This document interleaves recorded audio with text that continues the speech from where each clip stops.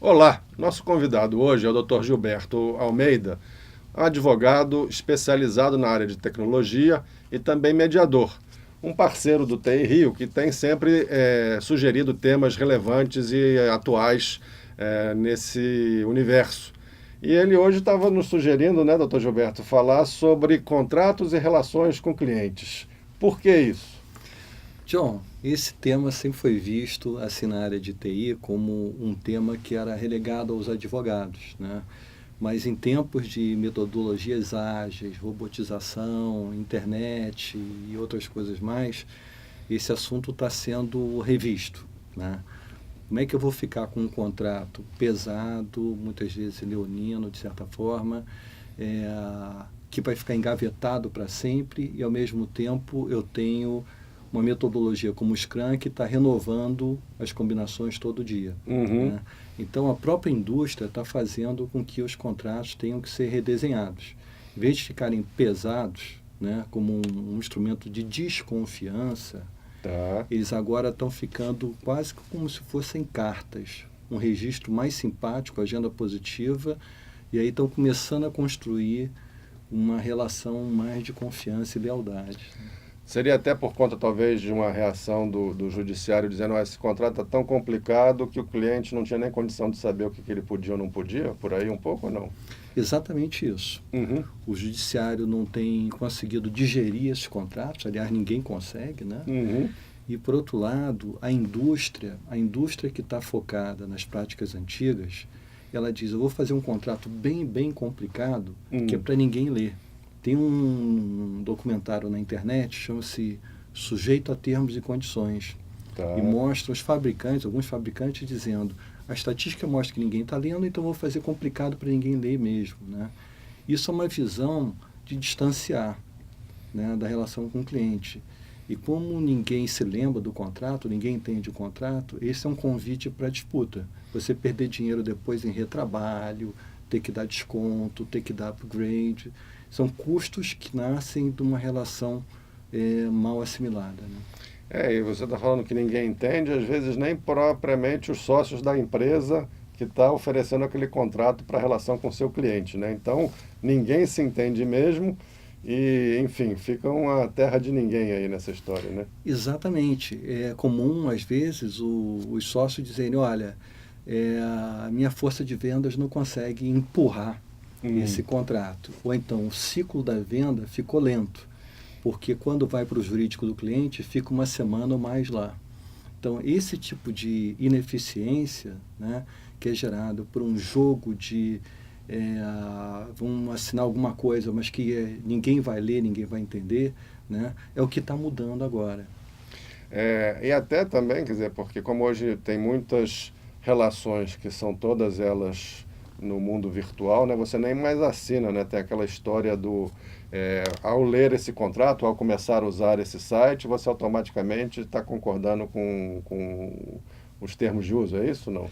É exatamente isso. É o contrato chamado de superadesão. Já Uhum. existia um preconceito quanto ao contrato de adesão, dizendo que a interpretação deve ser sempre mais favorável ao cliente, porque Tá. ele foi feito imutável, né, pelo fornecedor. Agora, como esses contratos são simplesmente um botãozinho, não é nem Uhum. assinatura, o judiciário está dizendo que esse contrato tem que ser olhado com lupa, porque ele está gerando uma situação assim de maior vulnerabilidade. Esse é o contrário de você fazer um contrato que é como se fosse um contrato epistolar, né? Uma Uhum. carta, né? Que é construída a quatro mãos. Lógico, você tem que ter um eixo, você tem que pautar alguma coisa, mas se você tiver janelas de abertura para customização, aí o cliente se sente protagonista e ele se sentindo construindo a quatro mãos o contrato, a tendência é que ele questione menos. E essa tendência é uma coisa que você está vendo já acontecendo no mundo inteiro, uma coisa mais talvez de é, primeiro mundo, aqui no Brasil. Como é que está isso aqui na sua visão? Eu estou vendo muito claramente isso. Por exemplo, a força do mobile. Você Uhum. tem em alguns países já normas dizendo não dá para ter na tela de um celular várias páginas. Então Uhum. você tem que ter um modelo de contrato bem mais curto. Quando você encurta o contrato, a tua aposta passa a ser na administração do relacionamento. Tá. Então, o contrato curto, ele está casado com uma nova filosofia de relação com o cliente. Então, ele é visto pelo cliente como uma empresa que está apostando na confiança e em azeitar o relacionamento. Por isso, ele é visto de uma forma muito mais positiva. Muito interessante. E você tem casos aí já de gente aqui praticando esse tipo de coisa aqui no Brasil?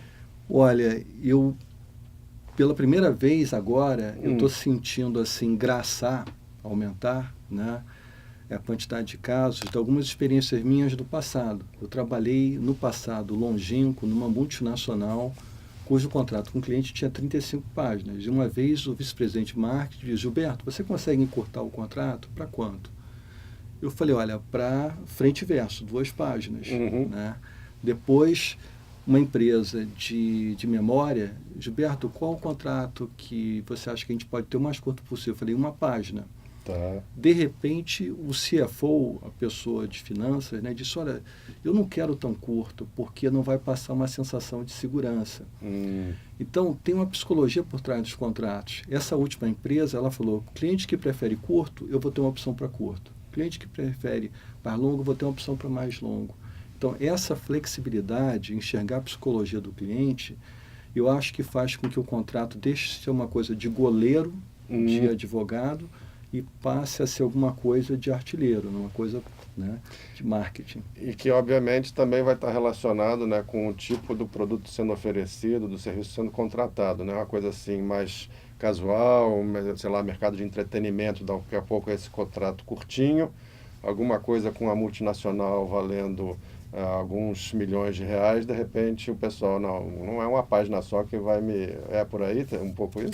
Sim, se você construir um contrato em cascata, você consegue conviver, inclusive, com os padrões mais longos, porque é como se você estivesse fazendo registros de detalhamentos daquelas cláusulas que são muito genéricas demais, né? Eu acho que a arquitetura do contrato também está mudando. O que eu tenho feito algumas vezes é a primeira página do contrato ser múltipla escolha praticamente. E é o retrato do negócio. E é possivelmente o que mais vão querer olhar. Né? E no final você vai estar indo para alguma página que seja mais de cláusulas mais gerais. Então, inverter e colocar aquilo que é mais real, que é o específico do negócio, vir primeiro. Né? Tá certo. Agora, uma outra coisa também que assim, não vou querer tapar o sol com a peneira, né? Mas você tem esses contratos mais simples. Aí o pessoal de startup está iniciando, de repente fica com aquela visão que está muito caro contratar um advogado, deixa eu olhar aqui esse contrato aqui de um concorrente aqui, deixa eu pegar e tentar eu mesmo adaptar e botar no meu site. Quais os riscos que que uma empresa pode estar correndo ao fazer isso? Olha, existe uma modalidade de responsabilidade civil, que é o que no direito faz com que se tenha direito a indenizações, que é a culpa pela má contratação, a culpa por usar cláusulas inadequadas, a culpa in contraendo, é um termo em latim. Então, se você pega um modelo de papelaria, uma coisa assim, né, você corre esse risco. E se a filosofia mais moderna é de que o contrato tem que vestir aquele negócio de uma forma customizada, isso estaria indo na contramão dessa tendência. Né? Outra questão é a robotização. Você cada vez mais começa a ter a computação cognitiva, inteligência artificial, inclusive para contratos. Né? Administração de contratos, gestão de contratos. Né? Como eventualmente modelos mais básicos, situações mais básicas de helpdesk vão acabar tendo scripts, como hoje você já tem em call center. Então, quanto mais você pega o modelo de papelaria ou joga para robô, mais você se afasta daquela relação mais próxima, mais calorosa, mais marqueteira que você pode ter via contratos personalizados. Ou seja, quer dizer, de repente você não estará tirando todo o proveito da relação que você tem, e aquela famosa história do barato que sai caro, porque, além de tudo, dependendo aí da cópia que foi feita e da situação, isso ainda vai te prejudicar numa disputa judicial, alguma coisa do tipo. Vai te prejudicar, porque vai gerar uma dissintonia, e vai também, acho, gerar uma perda de identidade, a perda da imagem, do cuidado que aquela empresa pode ter de ter uma coisa própria, original, etc. Se você adotar um modelo que todo mundo usa, o cliente vai te ver possivelmente dizendo, puxa, ele está pegando um terno que de repente não cabe exatamente naquele, não cai bem, né? E aí vai aquela estranheza, né? Tá certo. Muito interessante. Tem algum outro aspecto, alguma outra dica aí que eu não tenha mencionado, que você acha assim, que é importante assim, destacar para essa turma aí preocupada nessa relação com seus clientes? Eu acho que sim, eu acho que se a gente pegar, por exemplo, o decreto do e-commerce, é um decreto que exige que o contrato fique no ar, né? Então, o contrato, que era alguma coisa que estava dentro da gaveta ad eternum, ele agora está começando a ser visto como um documento que deve ficar exibido permanentemente, deve ser olhado, né? Passa a ser uma cara da empresa, né, o contrato. Então, acho que merece um cuidado, merece uma preocupação no bom sentido para que ele deixe de ser uma coisa pesada e passe a ser uma coisa mais leve e que retrate de uma forma mais simpática a relação com o cliente. Olha, acho que foi super relevante, como sempre, quando você traz um tópico, né, como já foi e também continua relevante toda essa parte aí de mediação, que é um aspecto de contratos, né? Então, assim, super obrigado, porque acho que esse tema aí está super relevante, né, super atual. E o que eu posso deixar aí para a turma aqui é comentar que, de novo, o Dr. Gilberto aqui é um parceiro antigo do TI Rio, e quem precisar, quiser entrar em contato, será um prazer aí, é só mandar aí um e-mail, fazer um contato aí por telefone, e a gente, sem dúvida, põe vocês em contato com o Dr. Gilberto aí para tratar desses e de outros assuntos. Tá ótimo. Okay. Obrigadão, Gilberto. João. Obrigado. Valeu.